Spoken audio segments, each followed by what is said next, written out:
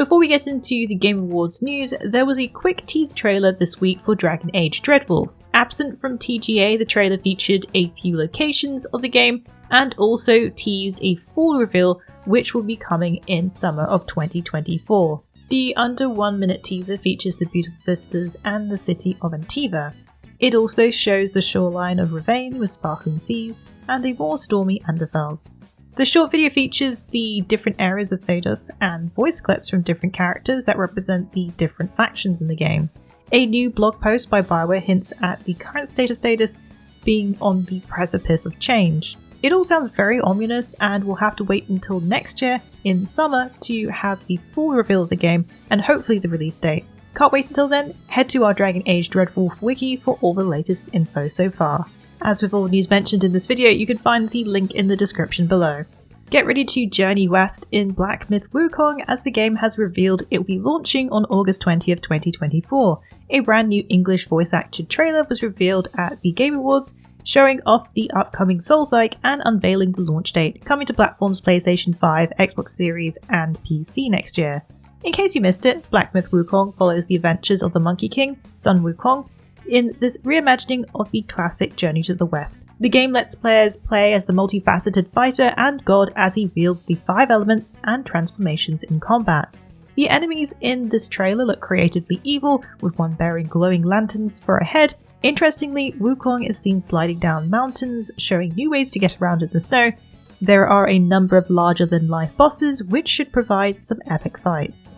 A world premiere trailer for Team Ninja's next game, Rise of the Ronin, will be launching on March 22nd, 2024. A brand new trailer previewed some of the action, which will be heading exclusively to PlayStation 5.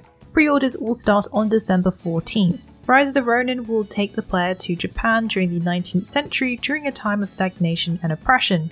Playing as a Ronin, the story will follow the destiny of the main character and the characters featured in the trailer, and how they are all linked.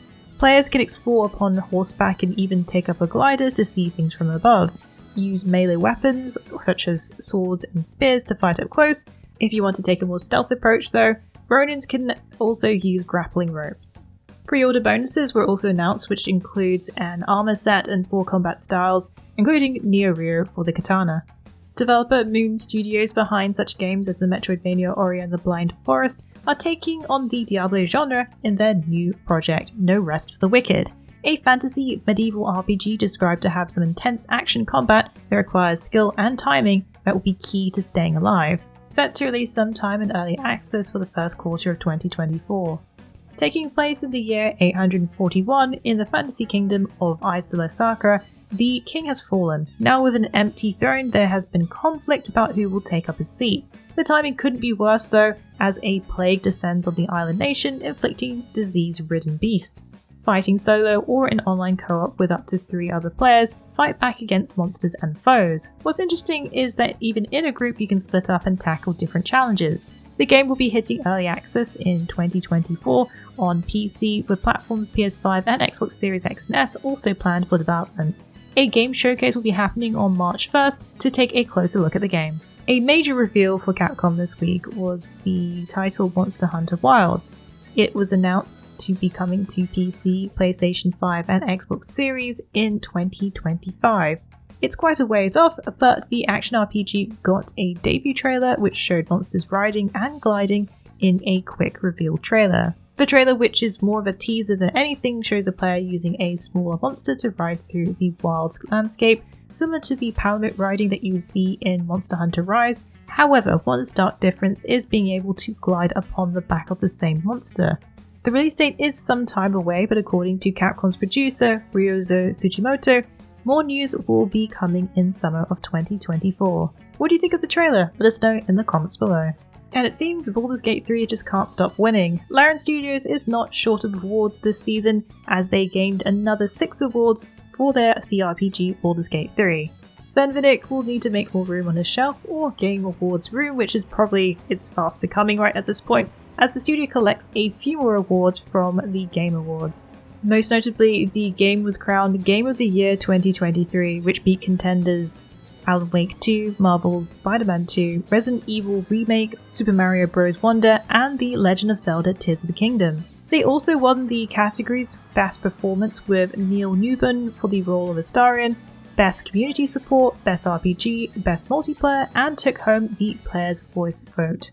That's not the only good news, as they also announced that the game is finally available on Xbox Series X and S. While it's no surprise that we'd be getting the release date revealed during TGA, which was announced to be arriving in December, it's still great to see the game make its way to the console after a long road to get there. The game has also had some astonishing stats revealed this week, with over 1.3 million players now having completed the game. The title also received a big update 5.1 recently, which included the new Honor mode, adding some permadeath challenge, new epilogue scenes, and more. Be sure to drop by our Baldur's Gate 3 wiki if you need some help gathering your party for the Forgotten Realms.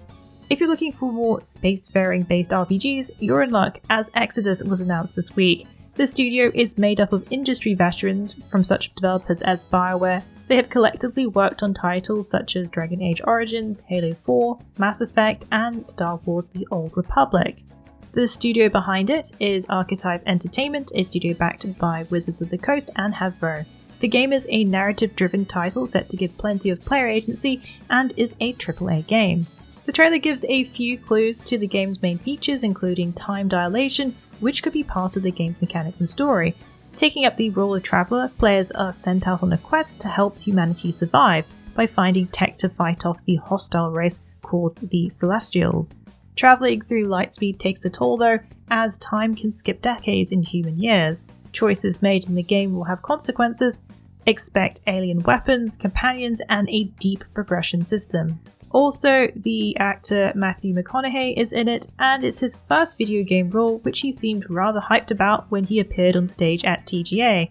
Exodus will be coming to PlayStation 5, Xbox Series, and PC.